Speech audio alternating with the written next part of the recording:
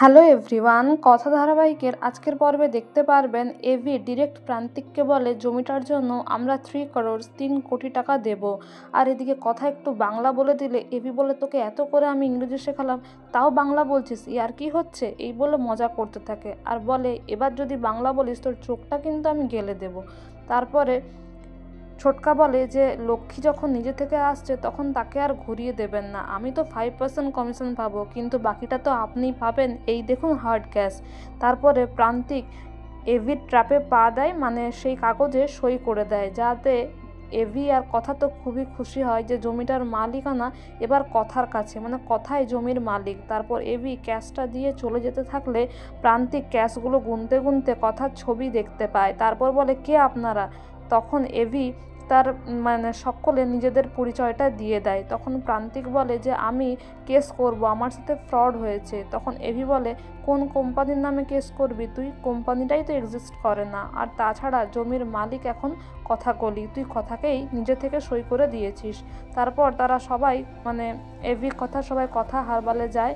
তারপর কথা মা আনন্দির কাছে এভিকে হাত জোড় করতে বলে, পাচক মশাই, মা আনন্দির আশীর্বাদেই এটা হয়েছে, একটু আমার জন্য তো করতেই পারেন। তারপর এভি বাধ্য ছেলের মতো তার বউয়ের কথা শোনে আর প্রণাম করে। তারপর এভি বলে, দেখেছিস, ভাড়াটিয়া হিসেবে এসেছিলি, কিন্তু এখন এই জায়গাটার ওনার তুই, মালিক তুই, কেউ তোকে সরাতে পারবে না, চিন্তা করিস না, আমি সবসময় তোর পাশে আছি। এদিকে কথা খুবই খুশি হয় এবং খুব সুন্দর একটা গানে তারা সবাই আনন্দ করতে থাকে। এভি কথা খুবই খুশি হয়, কিন্তু কথা বলে, পাচক মশাই সবই ঠিক আছে, কিন্তু অর্ণা ভুল বুঝছে, আর জুনি অঙ্কিতদার মধ্যেও সমস্যা। এদিকে প্রিয়াঞ্জলি মনে মনে ভাবে, আমি তো ভ্যাবলাচরণকে ভালোবেসে ফেলেছি, এই বলে সে তার ভ্যাবলাচরণের দিকেই তাকিয়ে থাকে।